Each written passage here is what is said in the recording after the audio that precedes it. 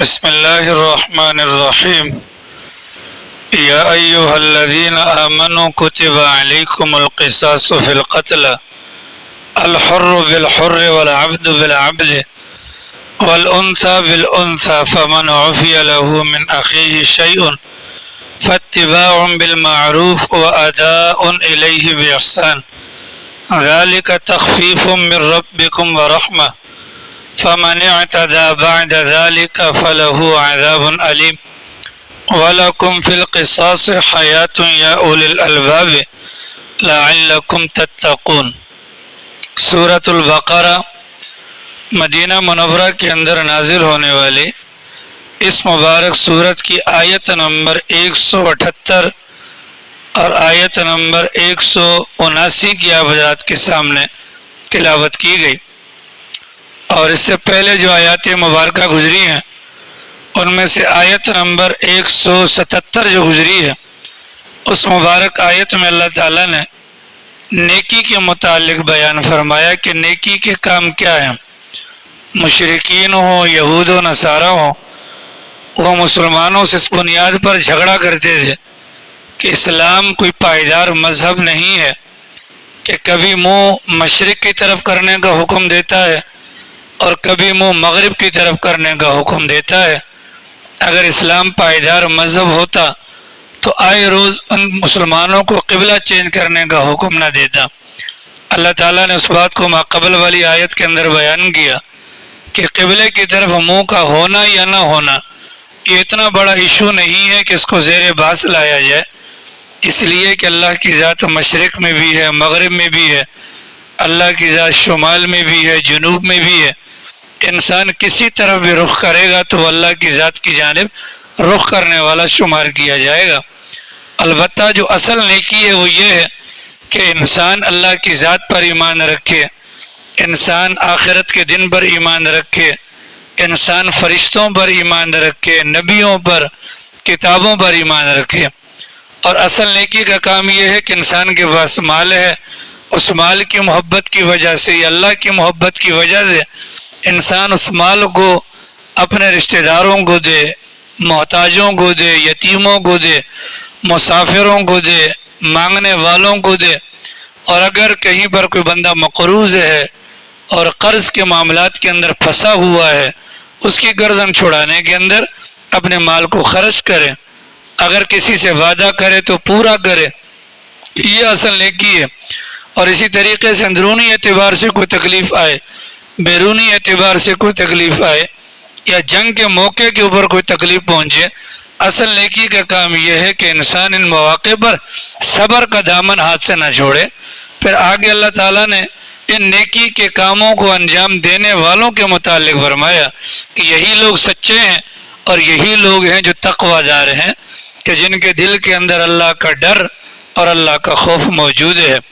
چنانچہ پھر آگے اللہ تعالیٰ نے کچھ اور قوانین بیان کیے ہیں جو اسلام کے قوانین ہیں۔ آپ اور میں جانتے ہیں اس کائنات کو بنانے والی ذات اللہ کی ہے، یہ کائنات صحیح معنوں میں کیسے چلے گی وہ قانون بھی اللہ کی ذات نے بیان کیے۔ چنانچہ پچھلی آیات کے اندر قانون بیان ہوا، ایمان والوں کو کہا گیا اے ایمان والو پاکیزہ روزی کھاؤ، اللہ کا شکر ادا کرو اگر تم اللہ کی عبادت خالصتاً کرتے ہو۔ اور اب یہاں پر دوسرا قانون بیان کیا گیا جس کو قصاص کا قانون کہا جاتا ہے۔ اس کے بعد تیسرا قانون بیان ہوگا جس کو مال وراثت کا قانون کہا جاتا ہے۔ اس کے بعد پھر روزوں والا قانون ہے، اس کے بعد پھر حج والے معاملات ہیں، اس کے بعد پھر آگے چل کر شراب والے معاملات ہیں، اس کے بعد آگے چل کر عورتوں کی پاکی ناپاکی، اس کے بعد طلاق کے معاملات ہیں، اس کے بعد عورتیں جو دودھ وغیرہ پلاتی ہیں ان کے معاملات ہیں۔ ان ساری چیزوں کو یہاں سے آگے بیان کیا جائے گا انشاءاللہ۔ تو یہ چونکہ قوانین ہیں اور قوانین کا سمجھنا توجہ مانگتا ہے، اس بنیاد پر آپ حضرات سے گزارش ہوگی کہ تھوڑا سا توجہ فرمائیے گا تاکہ قانون خداوندی کو سمجھا جا سکے۔ اب یہ جو سب سے پہلا حکم جو بیان ہوا، جو آیات آپ کے سامنے تلاوت ہوئی، اس کو فوجداری نظام کہا جاتا ہے، اسلام کا فوجداری قانون کہا جاتا ہے۔ اس وقت ہمارے ملک کے اندر جو قانون رائج ہے عدالتوں کے اندر، یہ اسلامی یعنی اسلام کا فوجداری قانون موجود نہیں ہے. ایک آئین ہے اور ایک قانون ہے. تو جو ہمارا آئین ہے وہ اسلامی ہے، لیکن بدقسمتی سے ہماری عدالتوں کے اندر جو قانون رائج ہے وہ اسلامی قانون نہیں ہے. اسلامی قانون الگ ہے اور انگریز کا قانون الگ ہے. اب یہاں پر یہ جو مبارک آیت آپ کے سامنے تلاوت کی گئی، اس کے اندر جو قانون بیان ہوا ہے وہ قانون ہے قصاص کا. عربی زبان کا لفظ ہے قصاص، اور قصاص کا مطلب مساوات، قصاص کا مطلب برابری، قصاص کا مطلب برابری یا مساوات آتا ہے. زمانہ جاہلیت کے اندر ہوتا یہ تھا، ان لوگوں کے زمانے کے اعتبار سے اگر کوئی بندہ قتل ہو جاتا، ایک طرف جو قتل ہونے والا ہے اس کو مقتول کہتے ہیں، اور جس نے قتل کیا ہے اس کو قاتل کہتے ہیں. اس زمانے کے اندر دیکھا جاتا تھا کہ جس بندے کو قتل کیا گیا ہے وہ ذات پات کے اعتبار سے، خاندان کے اعتبار سے کس نہج کا بندہ ہے. اگر وہ کمزور نہج کا بندہ ہوتا، یعنی کہ مرنے والا، اس کے معاملات تو بالکل ضائع ہو جاتے. قاتل کو اس کے بدلے میں قتل بھی نہیں کیا جاتا تھا، اور کوئی خون بہا، مالی تاوان وغیرہ بھی ادا نہیں ہوتا تھا. لیکن اگر جو مقتول ہے مرنے والا، اگر وہ کسی بڑے خاندان کا ہے اور قاتل چھوٹے خاندان کا ہے تو وہاں پر ان کا قانون قصاص حرکت میں آ جاتا تھا. چنانچہ اگر بڑے خاندان کا بندہ مارا گیا چھوٹے خاندان والوں کی طرف سے، تو اگر بڑے خاندان کا ایک مرد مرا ہے آزاد، اس کے بدلے میں 2 مرد مارے جاتے تھے. وہ جو قاتل کا خاندان ہے ان سے 2 بندوں کو قتل کیا جاتا تھا. بڑے خاندان کی ایک عورت جاتی تھی، یہاں سے 2 عورتیں چلی جاتی تھیں. بڑے خاندان کا ایک غلام جاتا تھا، یہاں سے 2 چلے جاتے تھے. بڑے خاندان کا ایک بوڑھا جاتا تھا، یہاں سے 2 چلے جاتے تھے. یہ ان لوگوں کے زمانے کے اندر یہ قانون تھا. جب اسلام آیا تو اسلام نے جاہلیت کی تمام رسومات کو مٹایا اور اس مبارک آیت کے اندر قصاص کا حکم واضح کر دیا کہ جس کی بنیاد مساوات پر مبنی ہے. اگر عورت نے قتل کیا، عورت کو قتل کیا جائے گا، اور ایک کے بدلے میں ایک کو قتل کیا جائے گا. اگر آزاد نے مارا تو ذات پات کو نہیں دیکھنا بلکہ انسان کی ذات کو دیکھنا ہے. اگر مارنے والا ایک مرد ہے، ٹھیک ہے، تو اسی بندے کو قتل کیا جائے گا. اس میں یہ نہیں کہ اونچا خاندان یا نیچا خاندان. اگر آزاد نے آزاد کو مارا تو آزاد کے بدلے آزاد جائے گا. عورت نے عورت کو مارا، عورت کے بدلے میں عورت جائے گی. اگر مرد نے مرد کو مارا تو مرد کے بدلے مرد، غلام نے غلام کو مارا تو غلام کے بدلے میں غلام چلا جائے گا. یہ اسلام نے ایک قانون بیان کیا. البتہ اس قانون کو یوں سمجھیں کہ جو قتل کے جو معاملات ہوتے ہیں یہ بڑے عجیب و غریب ہوتے ہیں. ویسے آپ آگے انشاءاللہ 5ویں سپارے میں ہم پڑھیں گے کہ قتل کی ویسے بنیادی طور پر 5 قسمیں ہوتی ہیں. ان 5 کو چھوڑیں، جو موٹی موٹی قسمیں ہیں وہ 3 قسمیں بنتی ہیں قتل کی. ان میں سے پہلی صورت ہوتی ہے قتل عمد. قتل عمد کا مطلب ہوتا ہے جان بوجھ کر کسی کو ایسی چیز سے مارنا کہ جس سے عام طور پہ بندہ مر جاتا ہے. مثال کے طور پہ ٹیٹی سے مار دیا، چھرے سے مار دیا، تلوار اس کے اپنا پیٹ میں بھونپ دی، گردن کاٹ دی. یہ قتل ہو گیا، جان بوجھ کے ہو گیا، اور ایسی چیز کے ذریعے سے قتل کیا گیا جو عام طور پر قتل کے لیے استعمال ہوتا ہے. ظاہر ہے ٹیٹی یا مکھیاں مارنے کے لیے استعمال نہیں ہوتی، قتل کے لیے ہوتی ہے. یا جو اگر کسی کے سر پر آپ تھوڑا مارتے ہیں تو موٹی سی بات ہے کہ سر پر تھوڑا مارنے کا مقصد کیا ہے؟ وہ تو موت کا ایک آلہ ہے. اگر اس طریقے سے کسی مرد نے کسی مرد کو، کسی مرد نے کسی عورت کو وغیرہ وغیرہ سب نے اگر کسی نے مارا، اس کا نام رکھا جاتا ہے قتل عمد، جان بوجھ کر قتل کرنا. یہ پہلی صورت ہے. قتل کی دوسری صورت ہوتی ہے قتل شبہ عمد. شبہ عمد کا مطلب یہ ہوتا ہے آپس میں لڑائی ہو گئی، لڑائی کے اندر انسان نے جان بوجھ کے اگلے کو مارا، لیکن اس کے ہاتھ میں جو آلہ تھا وہ عام طور پر قتل کے لیے استعمال نہیں ہوتا، لاٹھی تھی مثال کے طور پہ. اب لاٹھی سے قتل تو نہیں ہوتا، لیکن اگلے کی موت آئی ہوئی تھی، اس نے لاٹھی ماری، وہ مر گیا، ٹھیک ہے. یا اس نے دوسرے کو چمبا مارا اور وہ بالکل اٹکا ہوا تھا، آخری سانسیں لے رہا تھا، وہ مر گیا. عام طور پہ تھپڑ سے تو کوئی نہیں مرتا نا. اس قتل کو کہا جائے کہ قتل شبہ عمد. قتل شبہ عمد یعنی کہ ایک وہ قتل ہے جو جان بوجھ کر کیا گیا, اور یہ بھی قتل کیا جان بوجھ کے گیا, لیکن جو چیز جس سے مارا ہے نا وہ عام طور پر قتل کے لیے استعمال نہیں ہوتی. تو یہ قتل کی قسم بھی پہلی والی قسم کے مشابہ ہے, اس کو کہتے ہیں قتل شبہ عمد. اور تیسری صورت ہوتی ہے قتل خطا. تیسری صورت ہوتی ہے قتل خطا. انسان گاڑی چلا رہا ہے, اب ظاہر ہے کہ گاڑی چلاتے ہوئے اس کے ذہن میں یہ تو نہیں ہے کہ وہ کسی نہ کسی کے اوپر چڑھا دے گا, لیکن کوئی چیز نیچے آ جاتی ہے, کوئی بچہ آ جاتا ہے, اللہ نہ کرے یا اللہ نہ کرے کوئی بندہ آگے آ جاتا ہے, وہ اس کے اوپر چڑھا لیتا ہے. اس کو قتل خطا کہتے ہیں, مطلب غلطی والا قتل, جان بوجھ کے نہیں مارا. یا کوئی انسان شکار کرنا چاہتا تھا اور شکار کا نشانہ لے کر اس نے فائر مارا, لیکن بجائے شکار کو لگنے کے کسی انسان کو جا کر لگ گیا. اس کو کہا جاتا ہے شمسو, کیا کہا جاتا ہے اس کو؟ قتل خطا. کیا کہا جاتا ہے اس کو؟ قتل خطا. یہ تین صورتیں. اب ان تین صورتوں میں سے جو پہلے نمبر والی صورت ہے جس کو قتل عمد کہا جاتا ہے, قصاص صرف پہلی والی صورت میں آتا ہے. ایک ہوتا ہے قصاص, ایک ہوتا ہے قصاص. قصاص کا مطلب کیا ہوتا ہے؟ جان کے بدلے جان, برابری ہے نا. اگلوں کا بندہ مارا تمہارا بندہ مارا جائے گا, جان کے بدلے جان, اس کو کہا جاتا ہے قصاص. اور یہ صرف قتل کی پہلی صورت میں ہوتا ہے, قتل عمد والی صورت میں جان بوجھ کر کسی ایسے چیز سے مارنا جس سے اگلا بندہ قتل ہو جاتا ہو, اس میں جان کے بدلے میں جان آئے گی. ٹھیک ہے, ایک صورت. اگر جان کے بدلے میں جان نہیں لے رہے, دونوں کے آپس میں معاملات طے ہو گئے, اور معاملات کس پر آ گئے؟ چلو کچھ معاوضہ دے دو کہ آپ بھی ہمارے بھائی ہیں دینی, آپ نے ہمارے ابا کو مار دی, ابا زندہ تو نہیں ہو جائے گا, آپ کو قتل کرنے کا کیا فائدہ, چلو باپ کے جانے پر ہم آپ کو معاف کرتے ہیں لیکن کچھ رقم طے کر لیں. اس کو شریعت میں کہتے ہیں دیت, اردو زبان میں کہتے ہیں مالی معاوضہ یا خون بہا, یہ بھی جائز ہے. اور تیسری صورت یہ ہے کہ قتل عمد کی صورت میں نہ کچھ لے نہ کچھ دے, اللہ کی رضا کے لیے معاف کر دے, وہ معاف بھی کر سکتے ہیں, قتل عمد. دوسری صورت ہوتی ہے شبہ عمد یا قتل خطا. یہ جو دو صورتیں ہیں ان میں جان کا بدلہ جان نہیں ہے, بلکہ اس میں لا محالہ مالی معاوضے پر یا معافی تلافی پر کہانی ختم کرنی ہوگی. اتنی بات واضح ہو گئی. اب ایک بندہ مر گیا, اللہ نہ کرے, اس کو مار دیا گیا. اب اس کو مارا تو اس کے ورثاء ہیں 4, مثال کے طور پر. کتنے ورثاء ہیں شمسو؟ کتنے ورثاء ہیں؟ کس کے؟ ٹھیک ہے, بہت تیز نگاہیں ہیں, بہت تیز. کتنے ورثاء ہیں؟ 4 ہیں. ٹھیک ہے, مارا کسی نے کسی کو, مرنے والے کے ورثاء کتنے ہیں؟ 4 ہیں. ٹھیک ہے, 1 2 3 4. قصاص لینا چاہتے ہیں, ان 4 کا راضی ہونا لازمی ہے. ان میں سے کوئی ایک بھی اگر بیٹھ گیا, یہ 3 بھی قصاص نہیں لے سکتے. ٹھیک ہے, اتنی بات واضح ہو گئی. 4 کا مطالبہ کرنا ضروری ہے.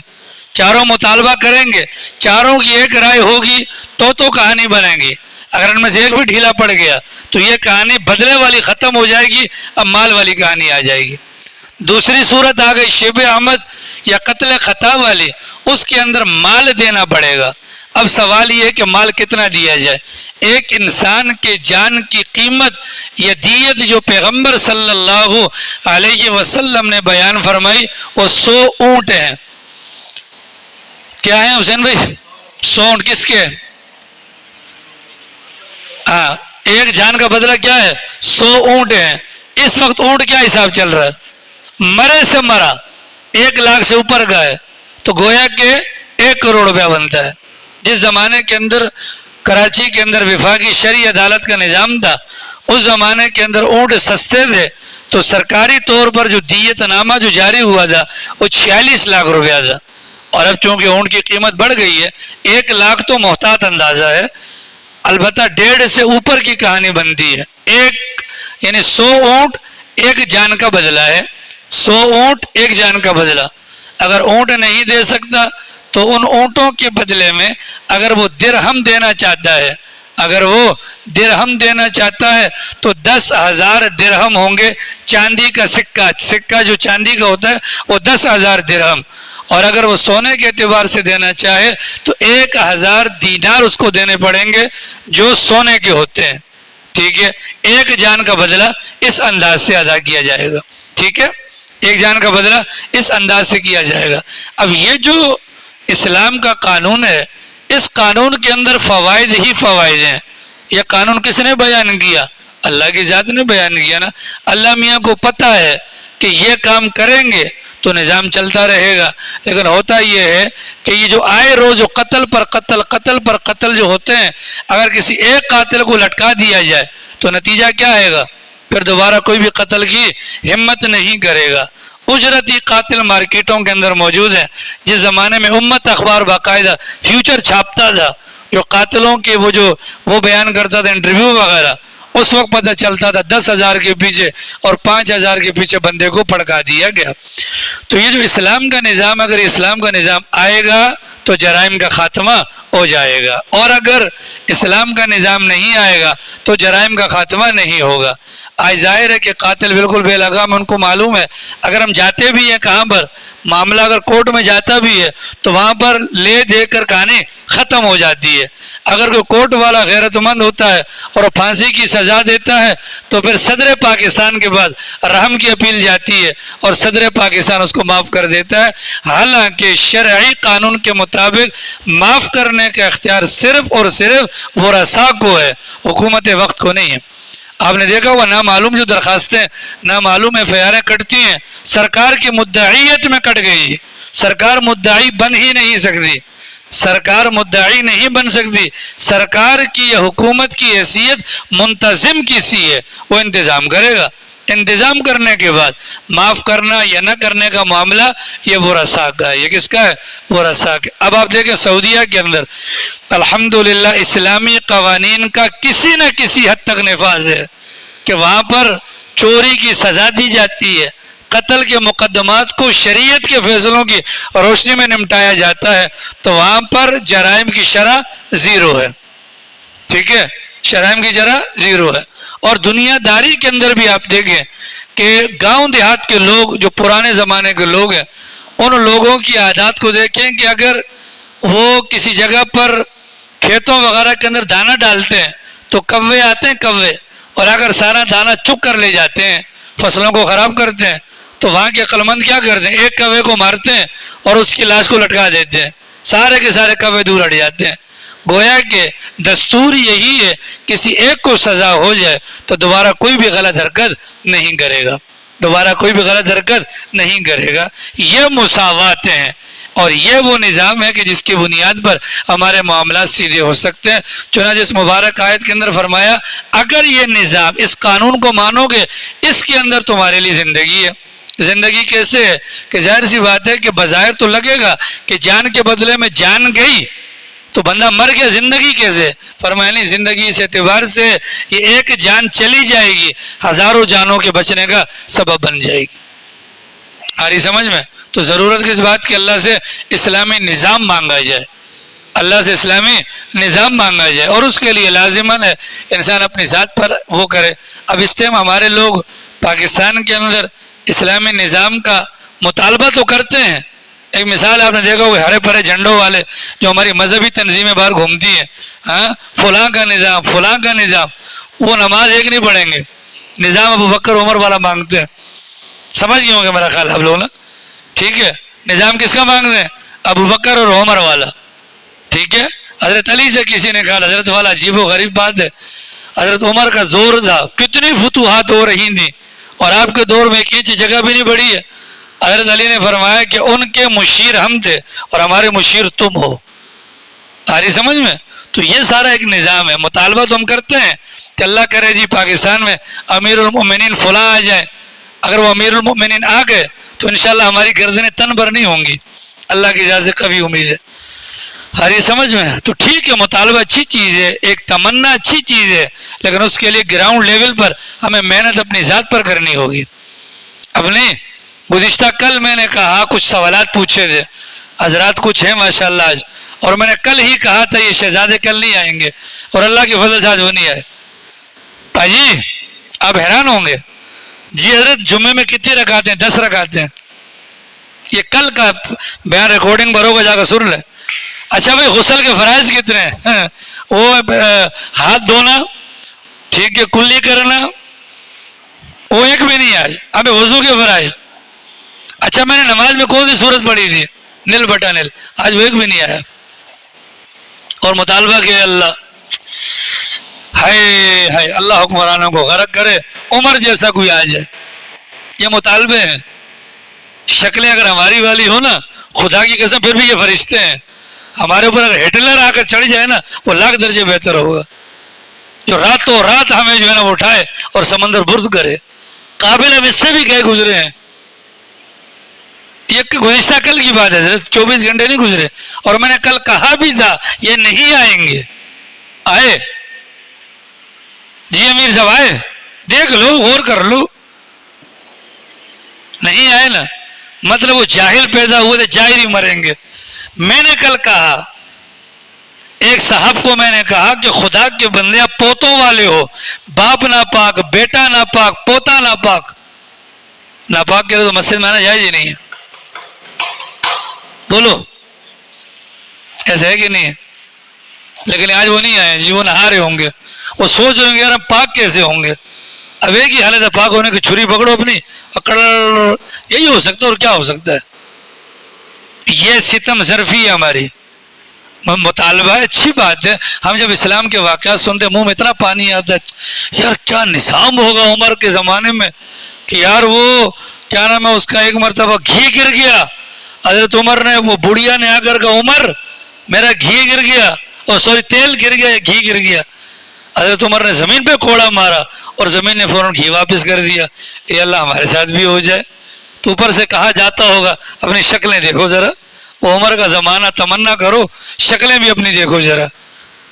ہاں پیر ذوالفقار نقشبندی صاحب فرما رہے تھے ایک مرتبہ دعا میں، حضرت نے فرمایا کہ ہم دعا تو کرتے ہیں خدایا تو ہم سے راضی ہو جا. یہ ہماری دعا تو ہے، اللہ تو ہم سے راضی ہو جا، ٹھیک ہے. لیکن اگر اللہ میاں کی طرف سے جواب آ جائے ہم راضی ہوتے ہیں بلال سے، ہم راضی ہوتے ہیں عمار سے، تم اپنی شکلیں دیکھو اور ہم سے رضا کا مطالبہ دیکھو، ہم کہیں گے نہیں رہیں گے. آ رہی سمجھ میں؟ تو یہ ایک دکھڑا ہے، دکھڑا. اللہ اسلام کو غالب کرو. خدا کے بندے ہم یہ جو کہتے ہیں نا اسلام کو غالب کر، خدا کی قسم دل ہمارا کہتے نہیں اللہ میں اس کو قبول نہیں کرنا، مہربانی کر کے. ٹھیک ہے مجھے تو بھائی برا مت بنائیے گا. اسلام کا غلبہ چاہتے ہیں، آتے ہوئے دروازہ کیوں نہیں بجایا برابر والوں کا؟ اسلام ویسے غالب آ جائے گا. تھوڑا نہیں پورا سوچیے گا، تھوڑا نہیں پورا سوچیے گا. صحابہ کا دور ہے اور حضرت عمر رات کو جاتے ہیں. صحابہ کا دور ہے، حضرت عمر رات کو گئے دروازے پر، اب رات کو فجر کے بعد گئے دروازے پر. اماں بیٹا نظر نہیں ہے صبح نماز میں. کہا وہ رات بھر تہجد پڑھتا رہا، رات بھر تہجد پڑھتا رہا، وقت داخل ہونے پر گھر پر نماز پڑھ کے لیٹ گیا. حضرت عمر نے کیا فرمایا؟ رات بھر سوتا رہے اور صبح فجر کی نماز میں مسجد کے اندر موجود ہو، یہ مجھے اس سے زیادہ محبوب ہے کہ ساری رات مصلی پر کھڑا رہے. ہم کیا کر رہے ہیں؟ ٹھیک ہے. تو حیات ہے اسلامی نظام میں. اور ساتھ میں فرمایا اے عقل والو. ہم عقل والے ہیں؟ بولو ہم عقل والے نہیں. ہم عقل والے نہیں، ہم نقل والے بھی نہیں ہیں. جو نقل والے ہوتے تھے، حضرت موسیٰ جا رہے تھے اور سامنے سے بہو بہو حضرت موسیٰ کی نقل میں ایک چرواہے نے وہ صرف وہ جبہ پہن لیا تھا، حضرت موسیٰ کی ڈنڈی کی طرح لاٹھی اس نے اٹھا لی تھی. اس کی نقل پر اللہ کو پیار ہے اور اس کو ایمان کی دولت سے نوازا. ہماری تو نقل ہی کافروں والی ہے، معذرت کے ساتھ ہماری تو نقل ہی کافروں والی ہے. ٹھیک ہے جی. اسلامی نظام اگر چاہتے ہیں تو پہلے 6 فٹ ہے، 6 فٹ پر نافذ کریں، پھر اللہ مرنے سے پہلے پہلے اسلامی نظام نافذ کر دکھائے گا. ابھی ہمارے اوپر اگر نظام آ جائے تو مولانا طارق جمیل صاحب والی بات ہے. افغانستان کے اندر جب طالبان کا دور حکومت آیا تو ظاہر ایک ماحول بن گیا، لیکن مزاج نہیں بنا تھا. ماحول تو بن گیا، لوگوں کا مزاج نہیں بنا تھا. اور اس کے بعد جب امریکہ نے افغانستان پر اٹیک کیا، لوگوں کو وہاں پر آزادی ہوئی، ان ظالموں نے اپنی داڑیاں کاٹی اور داڑیوں کے اوپر پیشاب کیے. پہلے گراؤنڈ لیول پر ہم اپنے آپ کو سدھاریں، اس کے بعد ہم مطالبہ کریں گے تو ہمارے مطالبے میں جان بھی ہوگی. ہمارے مطالبے میں جان بھی ہوگی. یہ فرمایا گیا یا ایھا الذین آمنو، اے ایمان والو، کتب علیکم القصاص، تم پر قصاص، مساوات، برابری فرض کی گئی ہے. تو کیا کرنا ہے؟ الحر بالحر، آزاد کے بدلے آزاد قتل ہوگا، غلام کے بدلے غلام قتل ہوگا.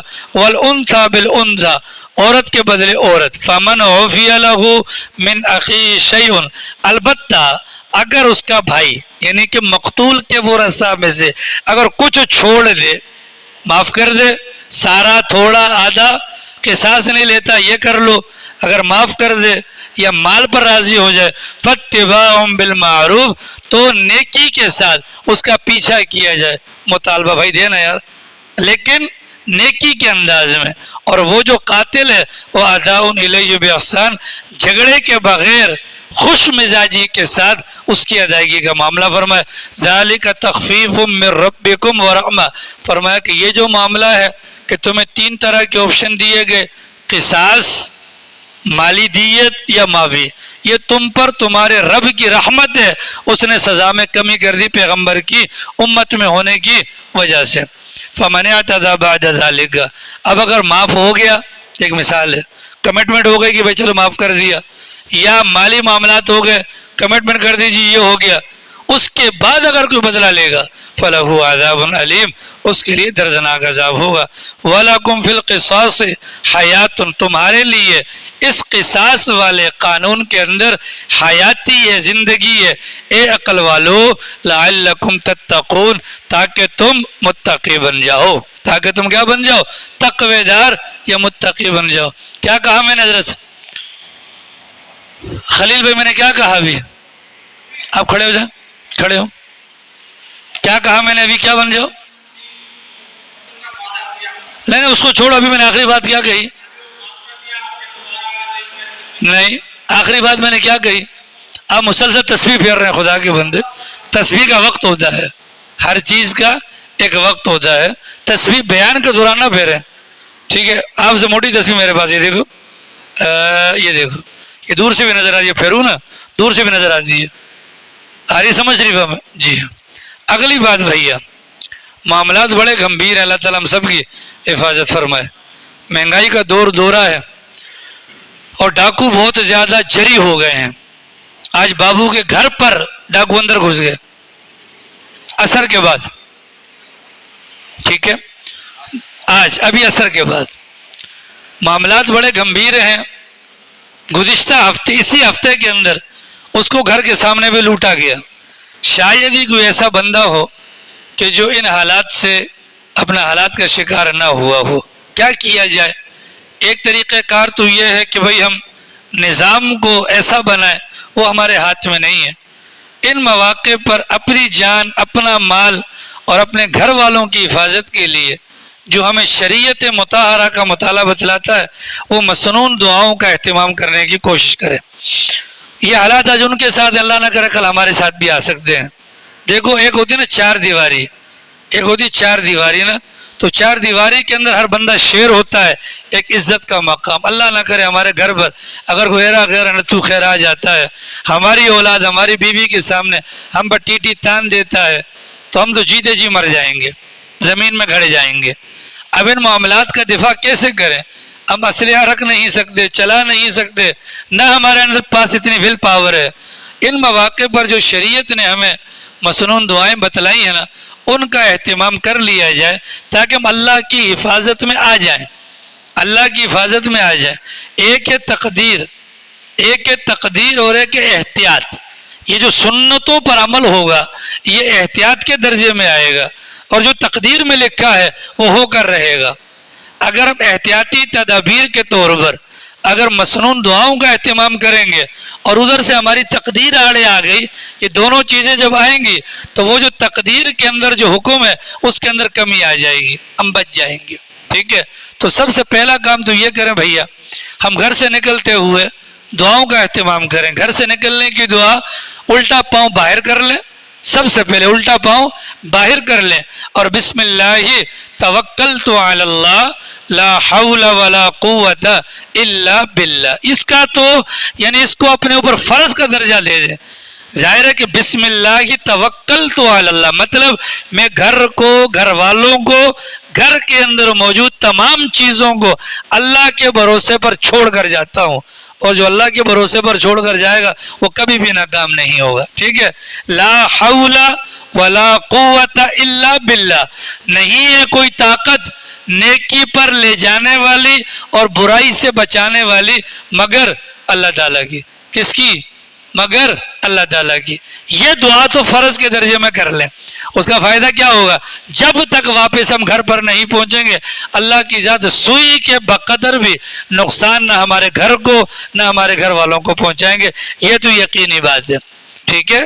بسم اللہ توکلت علی اللہ لا حول ولا قوت الا باللہ. بسم اللہ توکلت علی اللہ لا حول ولا قوت الا باللہ. اس کو تو فرض کے درجے میں کر لیں کہ جو بھی گھر سے نکلے اس دعا کو. آسان سی صورت یہ بھی ہے، ہم ہو سکتا ہے بھول جاتے ہوں تو اسٹیکر ملتے ہیں دروازے کی پچھلی جانب، اس کو لگا دیا جائے، جب دروازہ کھولے نظر پڑے تاکہ ہمارے دماغ میں آ جائے اور دعا پڑھ لیں اور دعا پڑھ لیں. اس کا فائدہ کیا ہوگا؟ جب تک ہم گھر نہیں پہنچیں گے اللہ گھر کے معاملات کے اندر ہماری رہنمائی فرمائیں گے یا گھر والوں کو اللہ تعالیٰ محفوظ فرما دیں گے. پہلا کام تو یہ کرنا بھائی. دوسرا کام آیت الکرسی ایٹم بم ہے. آیت الکرسی کو ہر مسلمان پہلے کلمے کی طرح یاد کر لے. پہلا کلمہ سب کو آتا ہے؟ پہلا کلمہ سنیں زور سے شاباش، زور سے دوبارہ پڑھیں. آواز آپ کی اینڈ والی سمجھ میں نہیں آ رہی ہے، زور سے پڑھیں، غور سے سنیں. کیا پڑھا؟ محمد الرسول اللہ. ٹھیک ہے جی جی حضرت جی خلیل بھائی کلمہ سنائیں. جی حضرت محمد در رسول. جی حضرت جی حضرت شاباش. ٹھیک ہے. جیسے کلمہ یاد ہے نا اسی طریقے سے آیت الکرسی یاد کریں. بے شمار فوائد کی حامل یہ مبارک آیت الکرسی ہے. نماز پڑھ لی، اگر سینہ قبلے سے نہیں پھیرا، حسین بھائی نماز پڑھ لی اگر سینہ قبلے سے نہیں پھیرا، دنیاوی کوئی بات نہیں کی، وضو نہیں توڑا، بیٹھے بیٹھے ہر نماز کے بعد اگر اس کا اہتمام کرنے والے بن جائیں تو ہم میں اور جنت میں واحد رکاوٹ صرف موت ہوگی. آیت الکرسی کا فائدہ. ٹھیک ہے. آیت الکرسی رات کو اگر گھر پر پڑھیں گے، صرف ہماری نہیں ہمارے چاروں اطراف کے اندر جو ہمارا پڑوس ہے اللہ تعالیٰ ان کی بھی حفاظت فرمائیں گے. آیت الکرسی پڑھ لی، پڑھنے کے بعد حصار کر لیں.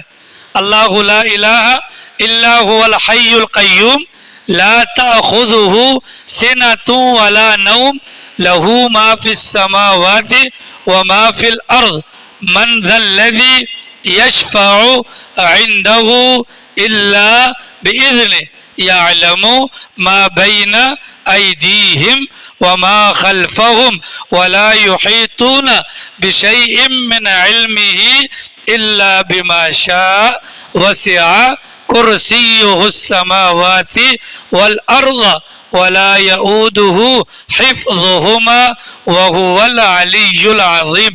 ایٹم بم ہے یہ. ٹھیک ہے.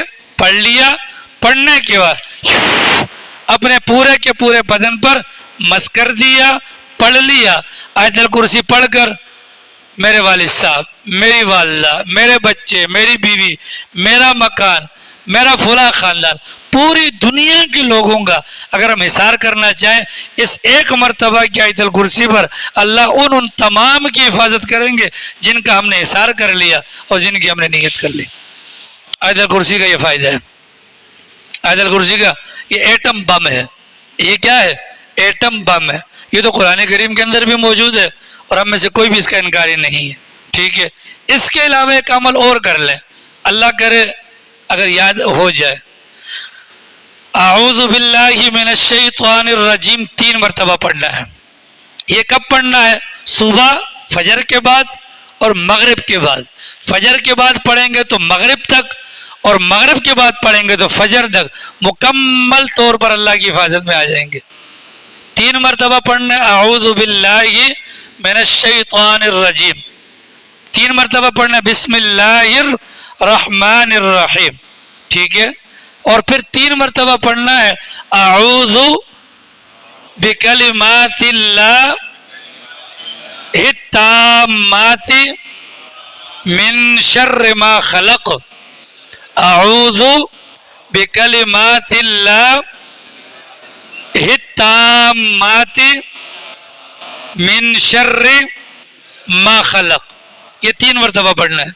3 مرتبہ اعوذ باللہ، 3 مرتبہ بسم اللہ، 3 مرتبہ اعوذ بکلمات اللہ التامات من شر ما خلق، پھر بسم اللہ الرحمن الرحیم قل هو اللہ احد پوری پڑھنی ہے، نمبر 1۔ پھر دوبارہ بسم اللہ الرحمن الرحیم قل هو اللہ احد، پھر بسم اللہ الرحمن الرحیم قل هو اللہ احد 3 دفعہ، پھر بسم اللہ الرحمن الرحیم قل اعوذ برب الفلق 3 دفعہ، پھر بسم اللہ الرحمن الرحیم قل اعوذ برب الناس 3 دفعہ، ٹھیک ہے؟ اس کے بعد بسم اللہ الرحمن الرحیم فاللہ خیر حافظا، فاللہ خیر حافظا وهو ارحم الراحمین، فاللہ خیر حافظا وهو ارحم الراحمین، فاللہ خیر حافظا وهو ارحم الراحمین۔ بسم اللہ الرحمن الرحیم وان اللہ قد احاط بكل شيء علما، وان اللہ قد احاط بكل شيء علما، اور آخر میں کوئی سا بھی درود پاک 1 مرتبہ پڑھ لیں، اپنے ہاتھوں پہ دم کریں، پورے کے پورے بدن پر مس کر دیں۔ نمبر 1، بیماریاں بھی گئی، جانی مالی دکھوں سے پریشانیوں سے اللہ کی ذات محفوظ فرما دیں گے۔ نمبر 2، اولاد کا حصار کر لیں، اولاد پر پھونک مار دیں، جادو ٹونا جنات دشمنی وغیرہ ان تمام لعنتوں سے اللہ کی ذات بچا دے گی۔ 3 مرتبہ اعوذ باللہ، 3 مرتبہ بسم اللہ، 3 مرتبہ اعوذ بکلمات اللہ التامات من شر ما خلق، پھر بسم اللہ، 3 مرتبہ سورہ اخلاص ہر مرتبہ بسم اللہ کے ساتھ، 3 مرتبہ سورہ فلق ہر مرتبہ بسم اللہ کے ساتھ، 3 مرتبہ سورۃ الناس ہر مرتبہ بسم اللہ کے ساتھ، 3 مرتبہ فاللہ خیر حافظا ہر مرتبہ بسم اللہ کے ساتھ، 3 مرتبہ وان اللہ قد احاط بكل شيء علما ہر مرتبہ بسم اللہ کے ساتھ، اور اس کے بعد 1 مرتبہ درود پاک۔ ہندوستان کے حالات کتنے خطرناک تھے جنگ آزادی میں، مفتی تقی عثمانی صاحب کے والد صاحب، مفتی شفیع عثمانی صاحب کے والد صاحب مولانا یاسین صاحب، ان حالات کے اندر اللہ نے اس خاندان کی حفاظت کی تو فرماتے تھے کہ ہمارا خاندانی وظیفہ انہی کلمات کا ورد تھا، صبح اور شام ہم کر لیتے تھے۔ ان حالات کے اندر اللہ تعالیٰ نے ہماری جان کو بھی بچایا اور اللہ نے ہمارے مال کو بھی بچایا، ٹھیک ہے بھیا؟ ایک تو گھر سے نکلنے کی دعا ہے، نمبر 2 آیت الکرسی ہے، نمبر 3 ان کلمات کا ورد ہو جائے صبح اور شام، صبح اور شام۔ اور اگر اللہ نہ کرے کبھی یہ بھول جائے تو باہر نکلتے کے ساتھ ہی یا حافظو یا ناصرو یا معین، یا حافظو یا ناصرو یا معین، یا حافظو یا ناصرو یا معین، اس کا ورد کر لیں تو اللہ تعالیٰ ان گند والے جو معاملات ہیں ان سے اللہ کی ذات ہمیں ضرور بچائے گی۔ تو بھائی دعاؤں کا بہت زیادہ اہتمام کرنے کی ضرورت ہے۔ اس وقت ہم دعاؤں کے علاوہ کسی اور طور پر اپنی حفاظت نہیں کروا سکتے، ٹھیک ہے جی؟ حسین بھائی کیا کہا میں نے؟ دعاؤں کی ضرورت ہے، دعاؤں کی کیا ہے؟ ضرورت ہے، اور یہ دعائیں یاد کرنی بھی ہیں، اس کے علاوہ بچاؤ کا کوئی حل نہیں ہوگا۔ اللہ پاک توفیق عمل نصیب فرمائے، باقی انشاءاللہ۔